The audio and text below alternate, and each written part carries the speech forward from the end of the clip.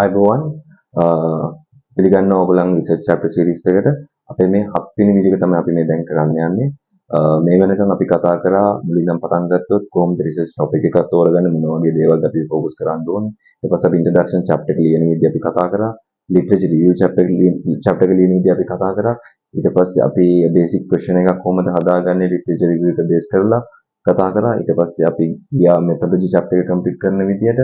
ඊට පස්සේ ඉස්සෙල්ලා වීඩියෝෙන් අපි කතා කරා කොහොමද අපි pilot survey එක කරන්න කියලා. So මේ වීඩියෝ එක අපි කතා කරන්න යන්නේ data analysis and discussion එක. ඒ කියන්නේ අපි කලෙක්ට් කරගත්ත data ටික දැන් මොකද්ද කරන්න යන්නේ. මේක තමයි analysis එක basically. මේකේ මොනවද කරන්න ඕනේ මොනවද focus කරන්න ඕනේ දේවල් කියලා තමයි අපි කතා කරන්නේ. අපි ගිහලා බලමු කොහොමද කියලා.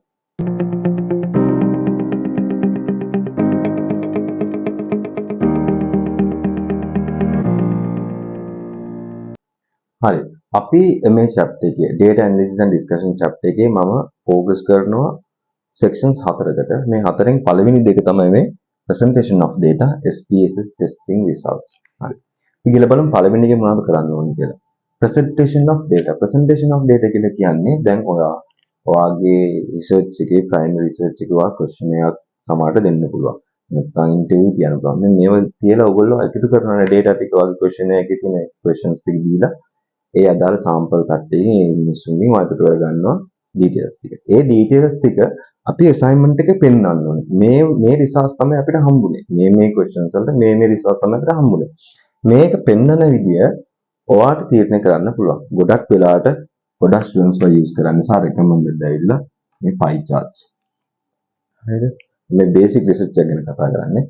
So surveys, interviews, experiments ඔය ඕනම විදියකින් ඔයා එකතු කරපු data ඔයාට chart එකක් විදිහට පෙන්වන්න පුළුවන්. නැත්නම් table and bar charts විදිහට පෙන්වන්න පුළුවන්. Okay. ඕන form එකක් ඕනම visual aid එකක් use කරලා ඔයා ඒක update කරලා පෙන්වනවා. ඒත් එක්කම ඒකේ යටතේ ඔයා ලියන්නත් ඕනේ. ඒ කියන්නේ වචන වල ලියන්න ඕනේ. දැන් මේක 70% නම් මේ strongly agree එකක් නම් option එක strongly agree 70% තියෙනවා ඔයාගේ sample size එකේ මේ question එකට. ඒ වගේ පොඩි discussion එකක් යන්න ඕනේ මේ හැම එකක් යටතේම. So interviews වලත් ඒ වගේ තමයි interviews වල වෙනම approach එකක් තියෙන්නේ. ඔයා නිකන් discussion එකක් කියන විදිහට ලියන්නේ. ඔයාට වෙන ආකාරයේ දැන් සාමාන්‍ය pie chart use කරන්න බෑ qualitative එකක් කරද්දී අමාරුයි. ඒකට වෙනම විදියක් තියෙනවා. So කොහොම හරි point එක ඇවිල්ලා ඔයාගේ data ටික present කරන්න ඕනේ. analyze කරන්නේ නැහැ දැම්මම තාම ඔයා present කරන්න. present කරන කියලා පෙන්නනවා මෙන්න මේ results තමයි මට හම්බුනේ මෙන්න දින visual aids ටික පොඩි discussions ටිකක් දෙනවා 70% මෙච්චරයි මේ දේවල් ටික තමයි වෙලා තියෙන්නේ. ඔක තමයි පළවෙනි part එකෙන් අපි කරන්නේ. ඊළඟට SPSS testing results. මම කිව්වා අපි මේ research එකේ SPSS තමයි පොඩ්ඩක් touch කරන්නේ. සමහර universities වෙන tools use කරනවා සමහර universities SPSS නැතුව basic research එකක් කරන්න කියලා කියනවා. So ඒක ඔයගොල්ලන්ගේ university අනුව තමයි ඒක බලපාන්නේ. දැන් මෙතන මම පොඩි samples දෙක තුනක් කියලා දෙනවා testing වල correlation descriptive analysis කියලා. So මේවා ඇවිල්ලා SPSS වල කරන්න පුළුවන් test. So මේ වලුත් අපි කරන්නේ analyze කරනවා. දැන් ඔයා මෙතන present කරපු data ටික ඔයා analyze කරනවා මේ වලේ. මේ tool එකට දාලා ඒක එක ක්‍රම තියෙනවා. මම මේව ගැන ලොකුට කතා කරන්නේ නැහැ. මොකද මේක වෙනම subject එකක්. මම pilot survey එක නම් පොඩි idea එකක් දුන්නා මොනවද ඔය test වල වෙන්නේ කියලා. So මෙතන කොහොම හරි ඔයා analyze කරන්නේ මේ SPSS කියන tool එක use කරලා. හරිද? ඊට පස්සේ interpretation කරනවා. interpretation එක කියලා කියන්නේ ඔයා ඒ හම්බෙච්ච data ටික ඔයා explain කරන්න ඕනේ. ඒක නිකන් මෙතන ඔයා කරේ හම්බෙලා තියෙන දේ explain කරා. හැබැයි මෙතන කරන්නේ analyzing part එකක්. interpretation කියලා කියන්නේ මේක මෙහෙම result එකක් එනවා කියන්නේ මේ වගේ දෙයක් තමයි හේතු ගන්නවනේ. ඒ වගේ දෙයක් තමයි interpretation එකෙන් කරන්නේ. ඒ කියන්නේ පොඩ්ඩක් වෙලා තියෙන දේ වලින් මොන වගේ දෙයක්ද වෙන්නේ? මොන වගේ දෙයක්ද ඒකෙන් අදහස් වෙන්නේ කියන එක පොඩ්ඩක් කතා කරන එක තමයි interpretation එක කියන්නේ. ඒක ඔයාට කරන්න පුළුවන්. මෙන්න මේ SPSS ඔයා use කරනවා නම් interpretation එක අනිවාර්යයෙන් වැදගත්. So මේ දෙක තමයි අපි පටන් ගන්න වගේ කරන්නේ. අපි ඊළඟ කියලා කතා කරමු. ඊළඟ sections දෙක මොනවද අපි data analysis and discussion එකේ කතා කරන්න ඕනේ කියලා. හරි. අපි දැන් කතා කරන්න යන්නේ discussion එකයි summary and synthesis කියන sections දෙක. So මේ තුන්වෙනි area එක කියන්නේ discussion කියන එක තමයි most important මේ data analysis and discussion කියන chapter එකේ. So මෙතන තමයි අපි discuss කරන්නේ මොනවද අපි හොයාගත්තේ කොහොමද ඒක අපිට ලැබුණේ මොනවද එකකින් අදහස් වෙන්නේ කියන එක. discussion. Link to literature, compare what's unexpected. So මම link to literature කියලා ඉල්ලලා තියෙන්නේ දැන් ඔයාගේ question එක හැදුවේ ඔයාගේ literature එක base කරලා. හරිනේ. So මේ literature එක base කරලා හදපු questions වලට ආපු results ටික ඔයා කියන්න ඕනේ මෙන්න මේ literature එකත් එක්ක මේක සම්බන්ධතාවයක් තියෙන බව ඔප්පු වෙනවා. එහෙම වෙන්නත් පුළුවන් නැති වෙන්නත් පුළුවන්. ඒක ප්‍රශ්නයක් නෑ. So මම හොඳ example එකක් දෙන්න. දැන් ඔයා compare කරන්න ඕනේනේ. ඒක එහෙම වෙනවද නැද්ද කියලා. ඒකයි මම link කියලා තියෙන්නේ. So අපි හිතමු ඔයාගේ assignment එක marketing assignment එකක්. ඒ assignment එකේ ඔයා කියලා තියෙනවා ඔයාගේ literature review section එකේ තමයි තැනක port මේක තමයි ඔයාගේ source එක 1970 අවුරුද්ද ඕනම marketing concept එකක් ගොඩක් impact එකක් තියෙනවා newspapers use කරොත් ඒ කාලේදී. ඒ කියන්නේ මේ port කෙනෙක් කෙනා මේක ලියලා තියෙන 1970 මේ journal එක. ඒතකොට එතනින් කියන්නේ newspapers තමයි හොඳම source එක ඔයා market කරනවා නම් මොනවා හරි දෙයක්. ඒක වෙන්න පුළුවන්. මොකද ඒක 1970 කමන්නේ. ඔයාලා මේක use කරන්න පුළුවන් ඔයාගේ literature වල. ඔයා ඒක use කරලා තියෙනවා. හැබැයි දැන් මේක base කරලා හදනවා question එක I believe if I use newspapers in my company to market my products there will be a lot of attention. මොකක් හරි ඔය වගේ දෙයක් වවතන කියනවා. හැබැයි ඔයාගේ results ඔක්කොම අනිත් පැත්තට එන්නේ. එහෙම වෙන්න පුළුවන්. මොකද හේතුව දැන් newspapers කියන්නේ outdated source of marketing. හරිද? දැන් මොකද තියෙන්නේ අපිට කතා කරන්න පුළුවන් AI තියෙනවා. නැත්නම් social media, influencer marketing. ඒ වගේ එක දේවල් තියෙනවා. මොකද දැන් අපි අවුරුදු 40 50 ඉස්සරහට ගිහිල්ලා තියෙන්නේ මේ ටෙක්නොලොජි එකත් එක්ක. So ඒක නිසා තමයි ඔයගේ sample කට්ටිය මේක අර වගේ answer stick කරපු කට්ටිය ඒක disagree කියලා කියන්නේ. දැන් ඔයාලට මෙතන කියන්න පුළුවන් මේක compare කරනකොට literature එකත් එක්ක මේක contradict වෙනවා කියලා. ඒක unexpected result එකක්. literature එක base කරොත්. මොකද ඔයාගේ literature එකේ ඔයා කිව්වේ මේක හැබැයි මේකෙන් මීට වඩා develop වෙලා තියෙනවා. ඒක නිසා මේක වැරදි කියන්නේ නැහැ. හැබැයි මේකට වඩා දේවල් ඔයාලට දැන් තියෙනවා. ඒක තමයි මෙතන කියන්නේ compare කරලා මේ හම්බෙච්ච data ටික මේකත් එක්ක 100% align වෙන්නේ නැහැ. ඒක තමයි comparison එකෙන් කරන්නේ. එතකොට ඔයක unexpected result එකක් ඉදරාට කියන්න පුළුවන්. දැන් මෙතනින් basically discussion එකේදී ඔයා කතා කරන්නේ ඔයාලට හම්බෙච්ච data ටික අරගෙන ඒකව literature එකත් එක්ක ඔයා දැන් මේ questions හැදුවේ ඔයා literature base කරලානේ. ඒ literature ඔයාගේ මේ හම්බෙච්ච results එක එකතු කරලා බලනවා. compare කරලා බලනවා මේවල තියෙන similarities මොනවාද? සම්බන්ධතාවය මොකක්ද? මෙයා කියපු එකට වඩා විනාශමාකාරී උත්තරයක් ඔයාලට හම්බුනේ.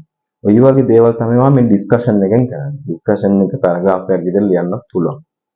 වැඩිපුරම ලියන්නේ paragraph එකක් විදියට.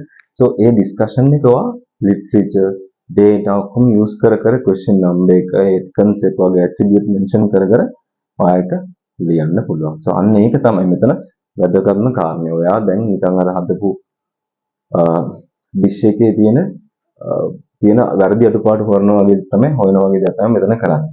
So දෙක compare කරනවා මොනවාද හිතපු දේවල් මොනවාද නොහිතපු දේවල් මොනවාද මිනිස්සු කිව්වේ මොනවාද මිනිස්සු නොකිව්වේ ඒ හැම එකම link කරන literature එකත් එක්ක ඊට පස්සේ discuss කරනවා. අන්න ඕක තමයි ඔයා කරන්න ඕනේ discussion කියන part එක. ඊට පස්සේ අන්තිමට summary and synthesis of key findings. අපි මේ synthesis කියන එකේ summary කියන්නේ මොකක්ද කියලා අපි basic idea එකක් ඕගලන්ට දෙනවා. මම මේ previous videos වල කතා කරා. summary කියනවා relevant වෙනවා summarize කරන්න ඕන වගේ details ටික. synthesis එකේදී කරන්න basically ඒ කියන්නේ summary එකේ advanced version එක. synthesis කියලා කියන්නේ ඔයාගේ findings ටික තව පොඩ්ඩක් ඔයා analyze කරනවා මේ දේවල් මේ විදිහට තමයි වෙලා තියෙන්නේ කියන එක. summary එකක් විදිහටම හැබැයි synthesize කරනවා. so මේ තියෙන synthesize කරනවල samples වගේ මම ඔයගොල්ලන්ට ලේසි වෙන explain කරලා තියෙන common patterns මොන දේවල්ද common විදිහට ඔයාලට හොයාගන්න පුළුවන් වුණේ. මොනවාද themes මොනවාද ඔයා දැකපු gaps මොන වගේ දේවල් වල අඩුපාඩුද ඔයා දැක්කේ. මෙන්න මේක මෙච්චර trending වුණා මෙතන මෙහෙම පොඩි gap එකක් තියෙනවා. ඒ වගේ දෙයක් ඔයාලට මෙතන කියන්න පුළුවන්. Contradictions කියන්නේ එකිනෙක ගැටෙන දේවල්. ඒ කියන්නේ මේක මෙහෙම වුණාට මේක මෙහෙම නැහැ. මෙතන ප්‍රශ්නයක් තියෙනවා. මේක ඒ විදිහටම යන්නේ නැහැ. ලිටරේචර් එකේ මෙහෙම කිව්වට sample size ඔයගොල්ලෝගේ employees ලා හරි ගාවලවල sample size එකෙන් කියපු කට්ටිය individuals ට ඒක පිළිගන්නේ ඒගොල්ලෝ strongly disagree කියලා කියනවා. අන්න ඒතර contradict එකක්. ඒක contradicting වෙනවා. එතකොට ඒකව justify කරන්න පුළුවන් මේක මෙහෙම contradict වෙනවා. හැබැයි ඒකට වෙන්නේ හේතුව possible reason එක මේකයි. ඊට පස්සේ unusual results. ඒකත් කියනවා. ඔයා හිතපු නැති දේවල් මොනවාද? ඔයා දැකපු අලුත් දේවල් මොනවාද? ඔයා notice කරපු unique දේවල්. ඕන දෙයක් ඔයාලට කතා කරන්න පුළුවන් මේ section එකේ. ඕනම results වල ඕනම result එක කිසිම දෙයක් නැහැ මේ දේ හරි මේ දේ වැරදි කියලා. මොකද ඔයා මේ data collect කරගන්නේ ඔයාගේ sample එකෙන්. මේ sample එකේ කියන කට්ටිය දේවල් තමයි ඔයා මෙතන mention කරන්නේ. ඔයාට හිතන්න ඕනේ නැහැ ඕකේ මේ ටික අනිවාර්යයෙන්ම strongly agree වෙන්න ඕනේ මේ ටික disagree වෙන්න ඕනේ. ඒක ප්‍රශ්නයක් නෑ. ඔයා මෙතන කරන්නේ හම්බෙච්ච ටික ඒ විදිහටම අරගෙන කතා කරනවා literature එකත් එක්ක link කරලා ඊට පස්සේ ඔයා summarize කරනවා මෙන්න මේ දේවල් තමයි ඔයාට හම්බුනේ. මේ දේවල් තමයි notice කරේ. මේව තැන්වල gaps තියෙනවා මේවල ප්‍රශ්න තියෙනවා. so ඕක තමයි ඔයා අර කොමික් එකතු කරලා කතාවක් විදිහට ලියන්නේ. so මේක තමයි synthesis of key findings. so data analysis එකේ discussion එක කරන්නේ ඔයාලා ඒ ටික ගෙනල්ලා ඒක present කරා ඒකේ compare කරා ඊට පස්සේ ඒකේ synthesize කරා. ඕක තමයි basically කරන්න ඕනේ. හරි. ඔන්න ඔය හතර කරනවා කියන්නේ ඔයාගේ assignment එක or project එක okay. හැබැයි මේක කිසි ඕඩර් එක ඔයගොල්ලෝ හිත මෙහෙට යන්න පුළුවන්. මම තිස්සම කියනවාගේ ඔයාගේ යුනිවර්සිටි එකේ තියෙන ගයිඩ්ලයින් එක වෙනස් වෙන්න පුළුවන්. ඒකේ සමහරට වෙන wordings use කරලා තියෙන්න පුළුවන්. සමහරට අපි SPSS ගැන කතා කරා. හැබැයි ඔයාගේ යුනිවර්සිටි එකේ වෙනම tool එකක් use කරන්න පුළුවන්. සමහර යුනිවර්සිටි SPSS නැතුව basic research එකක් නම් මොකද tool නැතුව normal charts use කරන්න කියලා කියන්න පුළුවන්. මේක ඕගොල්ලන්ගේ criteria එක අනුව තමයි ඒක වෙනස් වෙන්නේ. ඒක නිසා මේකෙන් idea එකක් ගත්තට මේක විතරම follow කරන්න බෑ. ඔයගොල්ලන්ගේ guideline එක follow කරන්න. මේක base කරලා තමයි ඔයගොල්ලන්ට ලකුණු හම්බෙන්නේ. so ඕක තමයි data analysis discussion එකේ ඔයා මතක තියාගන්න මෙන්න මේ දේවල් මතක තියාගන්න.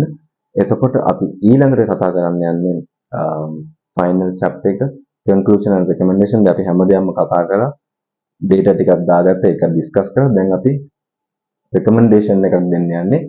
මේකෙන් තමයි ඔයා කියන්නේ මේ දේවල් අපි හොයාගත්තා. මෙන්න මගේ strategies මේවා තමයි මම ඔයගොල්ලන්ට recommend කරන්නේ. මේ company මේ ප්‍රශ්න විසඳගන්න මේවා කරන්න ඕනේ කියලා. so ඒ වීඩියෝ එක අපි හම්බෙමු. මේකට පස්සේ දැන් අපි අන්තිම වීඩියෝ මේ research chapter series එකේ අපි ඒකෙන් හම්බෙලා කතා කරලා බලමු. මොනවාද recommendation එකක් ලියන්න ඕනේ මොනවාද අපි focus කරන්න ඕනේ කියලා. ගිහිල්ලා හම්බෙමු.